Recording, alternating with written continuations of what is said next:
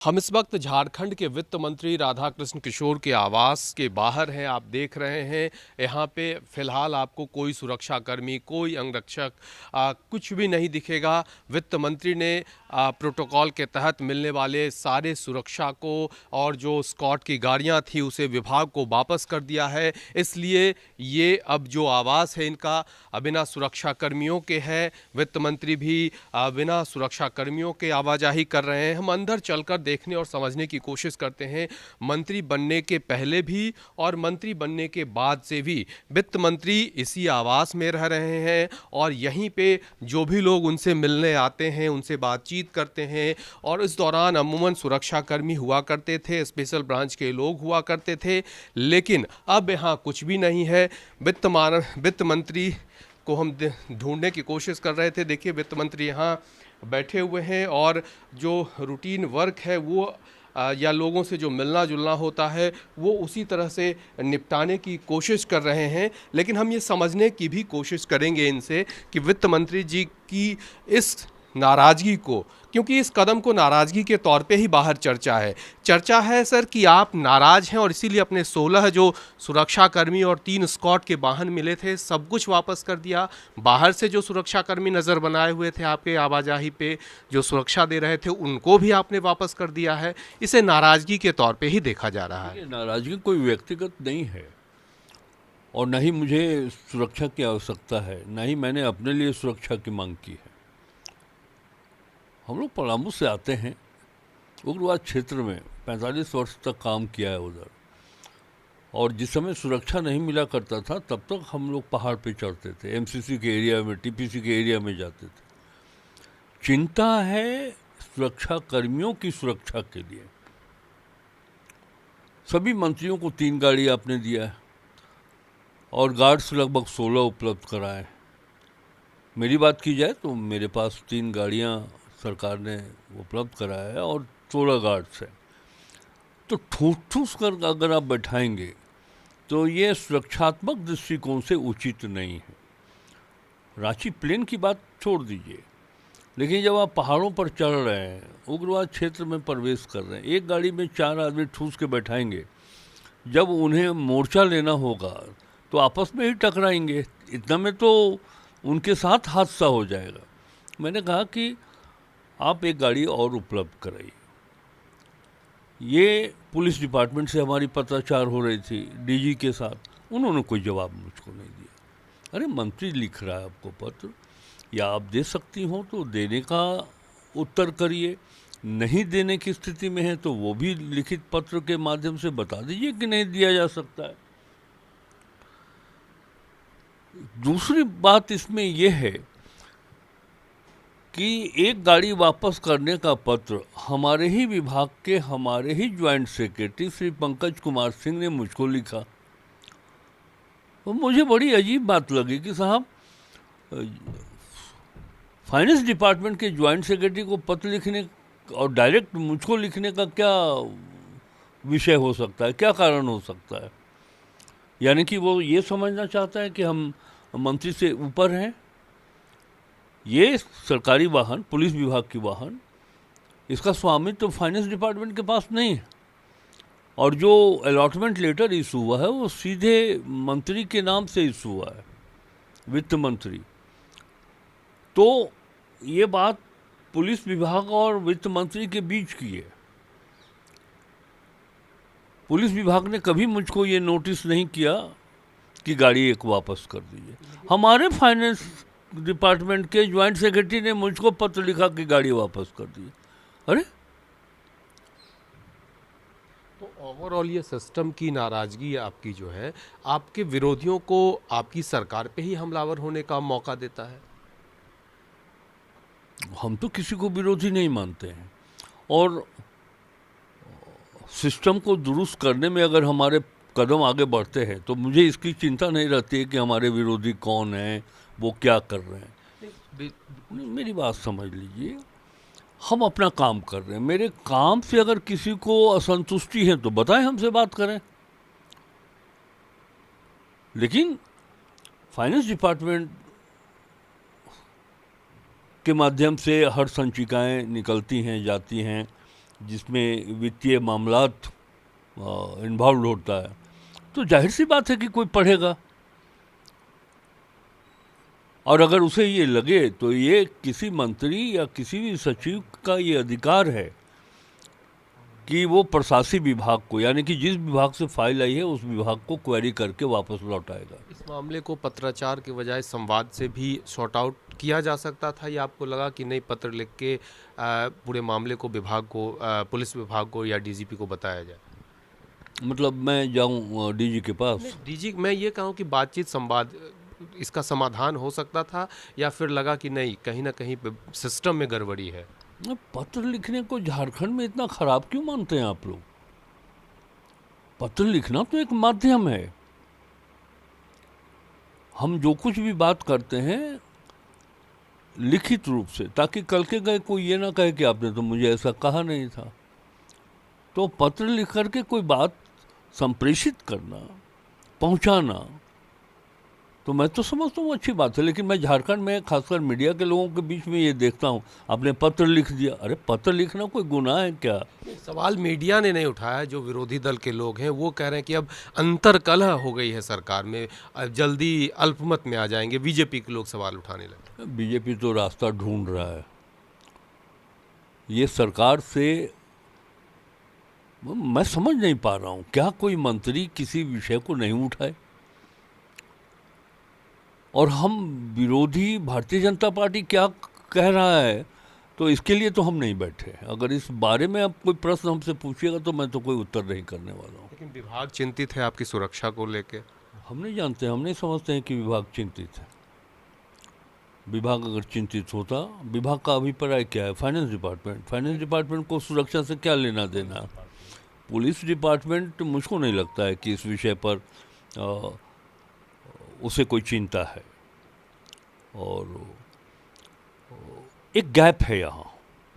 जब से झारखंड बना है तो मैं मानता हूँ कि प्रशासनिक अधिकारियों, और अच्छे लोग भी हैं प्रशासन में, बहुत अच्छे अच्छे लोग भी हैं जो आपकी अच्छी बातों का कदर करते हैं और निष्पादन भी तुरंत करते हैं।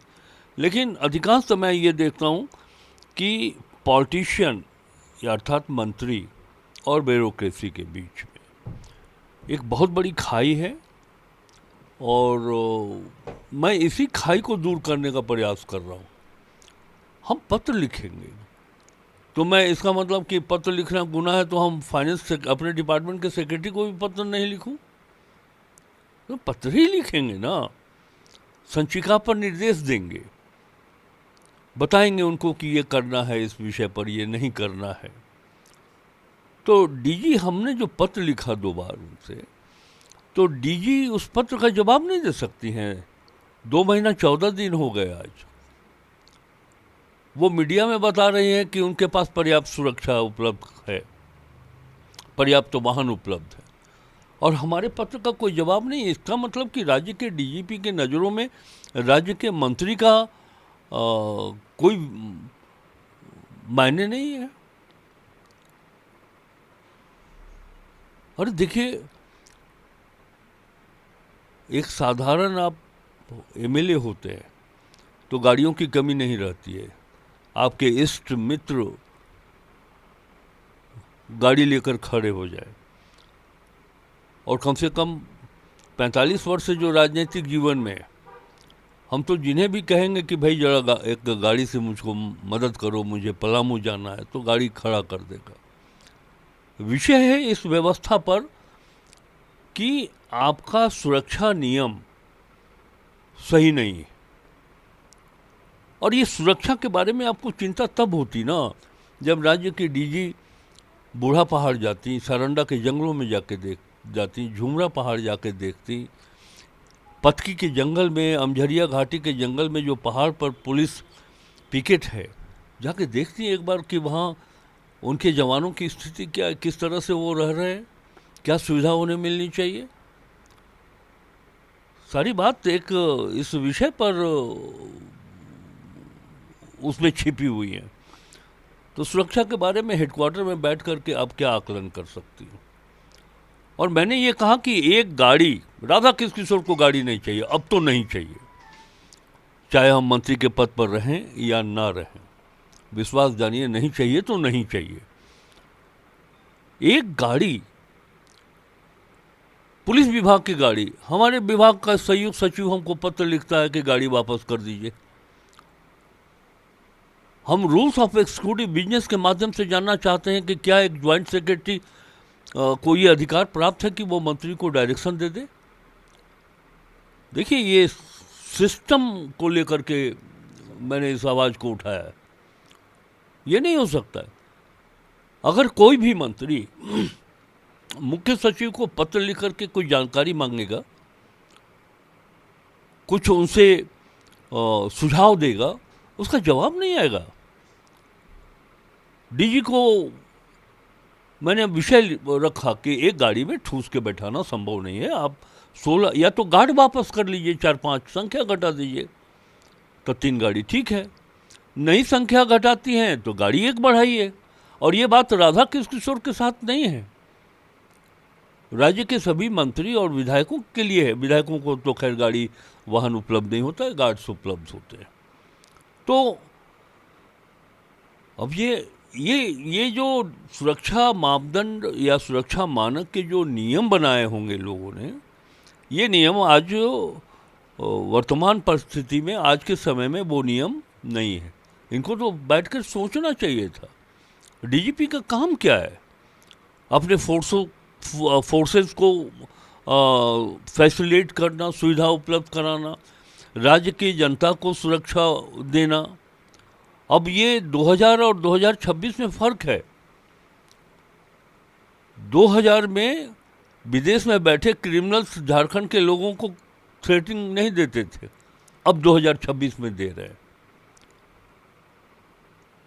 मुझे तो याद नहीं, जब सिक्योरिटी की बात हो रही तो मैं ये बात बिल्कुल खुले तौर से कहना चाहता हूँ, मुझे तो याद नहीं है कि झारखंड के आपराधिक जगत में पुलिस पीसीआर के वैन में बैठे हुए आदमी को निकाल करके पुलिस के सामने और उसे गोली से मारा जाता है या तेज हथियार से मार दिया जाता है, और पीसीआर के जवान मूक दर्शक बने रहते हैं।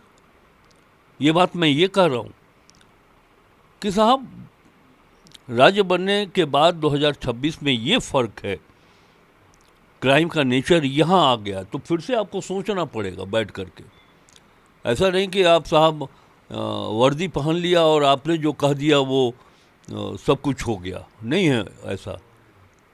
और कम से कम मैं तो इतना ज्ञान रखता हूँ उग्रवाद क्षेत्र में, मुझे नहीं लगता है कि राज्य के डीजीपी वैसे सघन क्षेत्रों में गई होंगी कभी जहाँ मैं जाता हूँ। मैं अभी बूढ़ा पहाड़ गया था, गढ़वा जिले के तमाम पुलिस प्रशासनिक अधिकारी ने मुझे मना किया कि नहीं जाएं।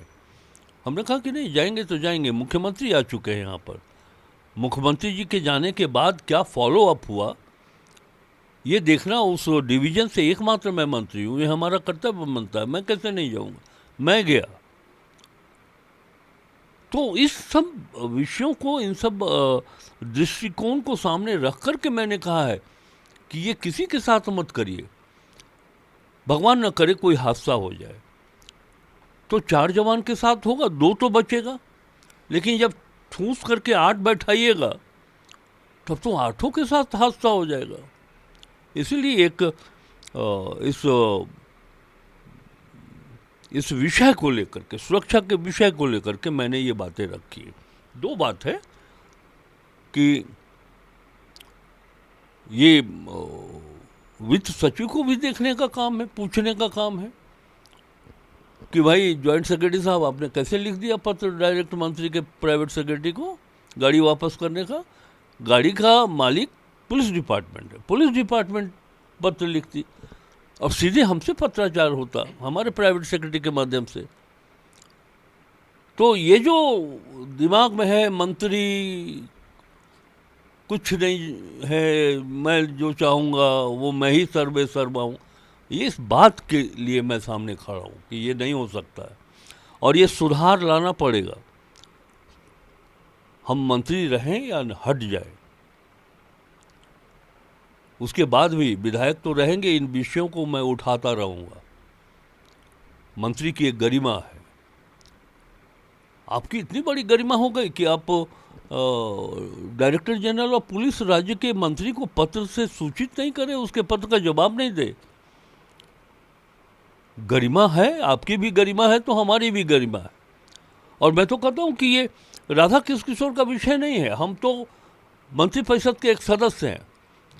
डीजीपी का ये व्यवहार, ये पूरे मंत्रिपरिषद का अपमान है। तो वित्त मंत्री जी ने साफ तौर पे कहा चिट्ठी लिखना कोई गुनाह नहीं, पत्र लिखकर ही चीज़ों को सामने लाया जा सकता है। दूसरी बात इन्होंने जो कहा कि इन्हें अपनी सुरक्षा की चिंता नहीं, उन जवानों की सुरक्षा की चिंता है जो ठूंस ठूंस कर एक गाड़ी में जाते हैं। अगर ज़्यादा वाहन होंगे तो उन्हें सहूलियत होगी। साथ ही उन्होंने सिस्टम को लेकर भी सवाल उठाया है और ये भी कहा है कि मंत्री रहें या न रहें, एक विधायक के तौर पर सिस्टम से जुड़े सवाल को मजबूती से उठाते रहेंगे। रांची से अपने सहयोगी वीडियो जर्नलिस्ट संजय टोप्पो के साथ कुमार चंदन, जी मीडिया।